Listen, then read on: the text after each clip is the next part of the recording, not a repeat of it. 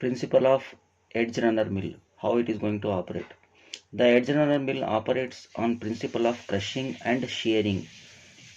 How it will occur mean a heavy flat stone or metal wheel rotates on horizontal axis, crushing and shearing the material fed between the wheel and the stationary base.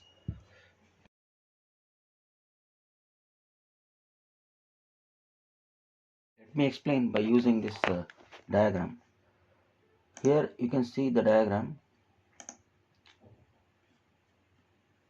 So this is the diagram, and in the diagram you can see there are two rollers.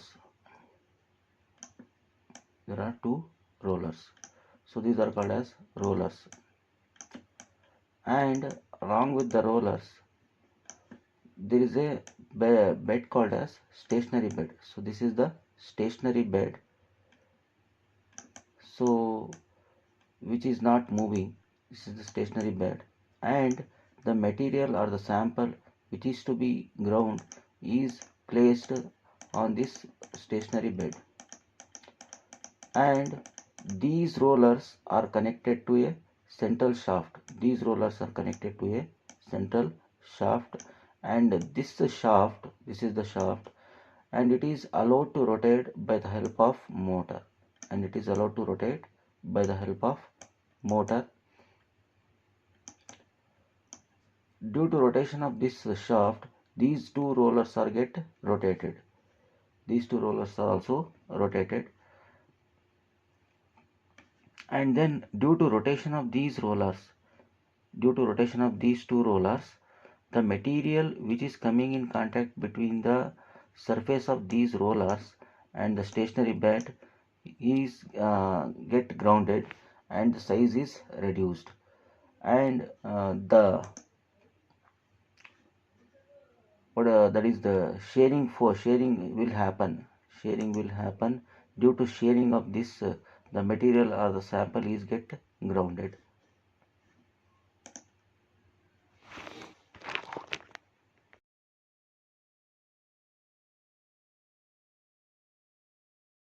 Construction of edge runner mill.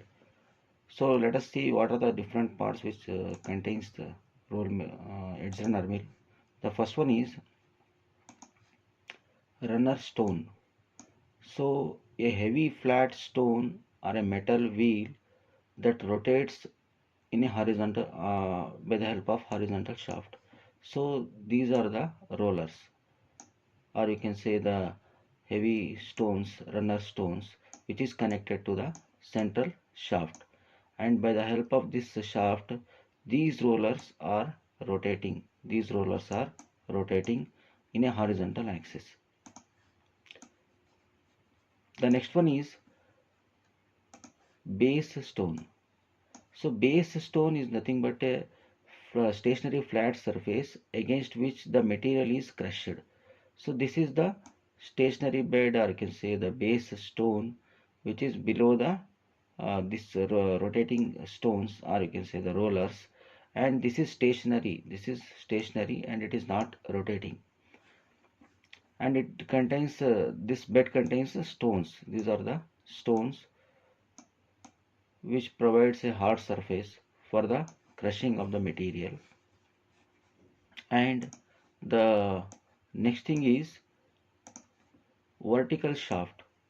So here the vertical shaft means this one, this is the vertical shaft, and a drive mechanism imparts rotational motion to the vertical shaft connected to the mounted runner stone, and this shaft is connected to a motor. This shaft is connected to a motor.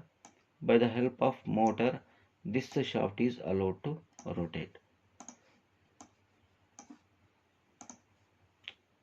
Then feed mechanism. Feeds the material to be ground between the rotating uh, runner stone and the stationary bed stone, and the feed or the material or the sample which is to be ground is placed in this vessel on the stationary bed. This is the stationary bed, and the sample is placed here, and the sample is placed on the stationary bed, that is the material to be ground, and the central shaft is driven by the motor, by the help of motor. Due to rotation of this central shaft, these rollers are also rotated, and due to rotation of these rollers, the sample which is coming in contact between the surface of the rollers and the stationary bed is get grounded due to shearing action. And the next one is feed mechanism. Okay, feed mechanism is over. Next one is scrapers. Blades or scrapers are attached to the arms of the runner stone, ensure a continuous feed material into the grinding zone. So the scrapers are not shown here. The scrapers are attached to these rollers which are help in size reduction process. Working of leads and angle. Material feeding. The material is fed between the rotating runner stone and the stationary base stone. The next one is crushing and shearing. The rotating motion of the runner stone crushes and shears the material against the stationary bedstone, resulting in size reduction. Continuous feed. Scrapers or blades attached to the arms of the runner stone ensure a continuous feed material into the grinding stone. Next one is discharge. The reduced material exits the mill from the periphery of the grinding zone. Advantages. The first one is simple design, very easy to operate and maintain. The next one is versatility, suitable for a wide range of materials including wet, sticky or moist materials. High crushing efficiency. So the crushing efficiency is more, that is effective size reduction through crushing and shearing action. Next one is cost effective, often considered as cost effective compared to other grinding mills. Disadvantages. Low energy efficiency. Lower the energy efficiency compared to modern grinding mills. Limited control over particle size. Achieving precise control over the particle size distribution can be challenging. Space requirements. Occupies more space compared to other grinding equipments. Then noise level. High noise level during operation means creates very louder noises, which will leads to sound or noise pollution during the operation. Pharmaceutical applications. Used to grind the tough materials into fine powders. Then mixing and blending, effective in mixing and blending purpose, especially the preparation of wet pastes. Then size reduction of wet materials. It is used to reduce the size of the wet materials and plant-based products. It is also used in the production of plant-based products and sophisticated chemicals and drugs.